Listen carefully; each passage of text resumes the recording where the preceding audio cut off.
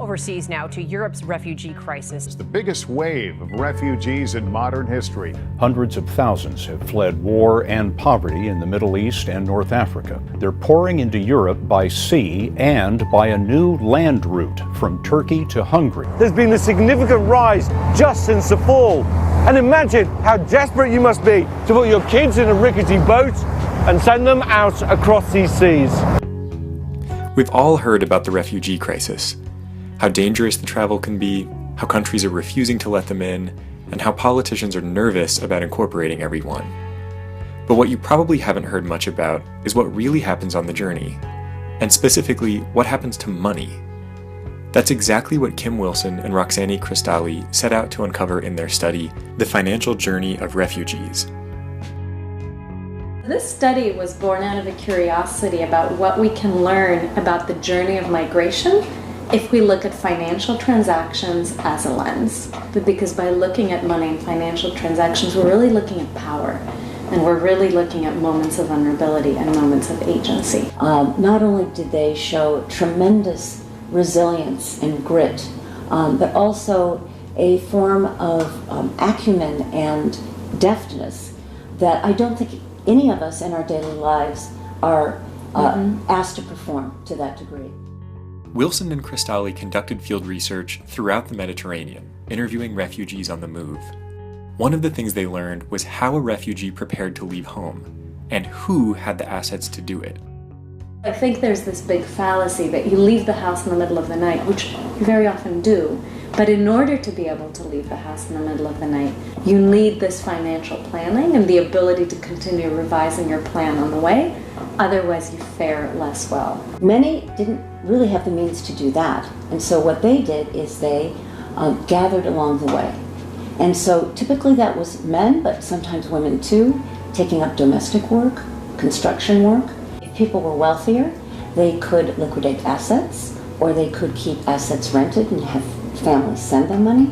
People who were able to do that, selling cows, selling homes, selling fridges in one case, were able to do a lot better than people who either did not have assets beforehand or just did not have time to liquidate them. Once refugees were on the move, they often needed to find strategies for getting through particular areas or getting across borders without getting delayed or caught. An efficient way to do this was paying someone with inside information to help you travel. People did not talk about smugglers as necessarily a threat or as evil or as a negative part of their journey. They talked about it as a transit point, as a component of the chain of forced migration, and as a facilitator.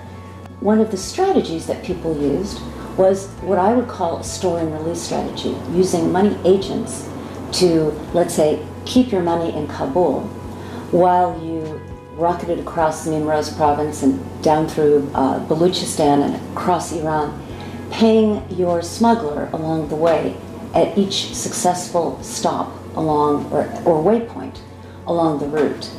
So if you could afford that, you could be less vulnerable because in a sense you were post-paying for success. But more often than not, people talked about smugglers as the way, and they often talked about state forces or police or border patrol officers as the threat.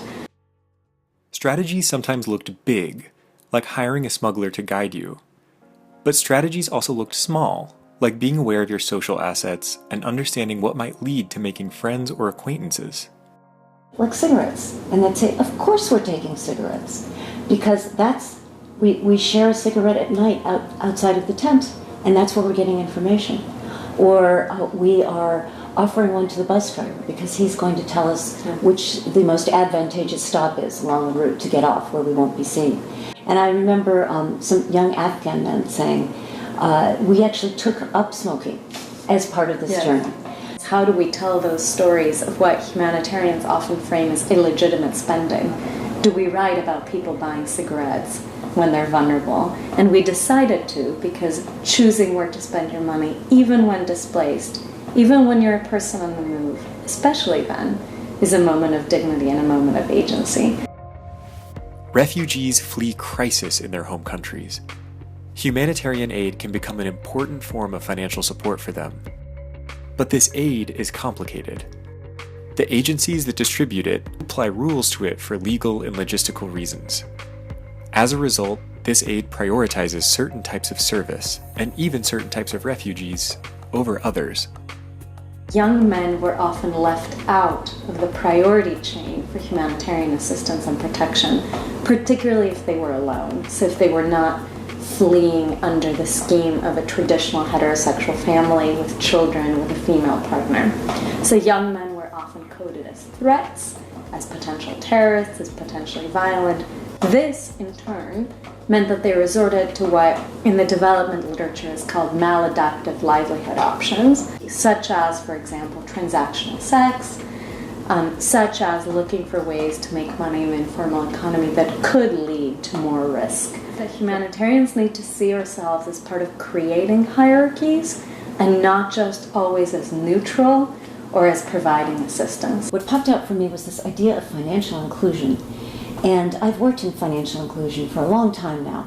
And the idea being that was humanitarian aid or were remittances an opportunity to onboard people into a whole different suite of services that might be helpful. The reality was, it wasn't.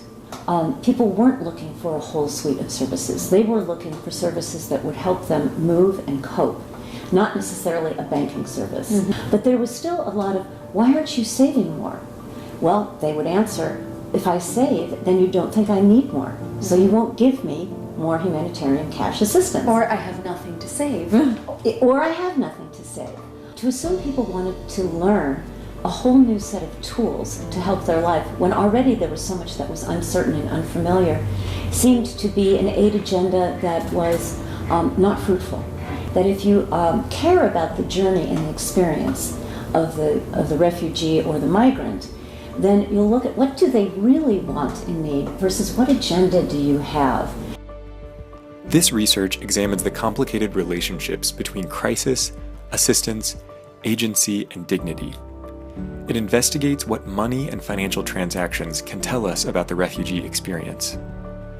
To learn more about the research of Kim Wilson, Roxani Cristalli, or the financial journey of refugees, visit the Institute for Human Security at the Fletcher School of Law and Diplomacy at Tufts University.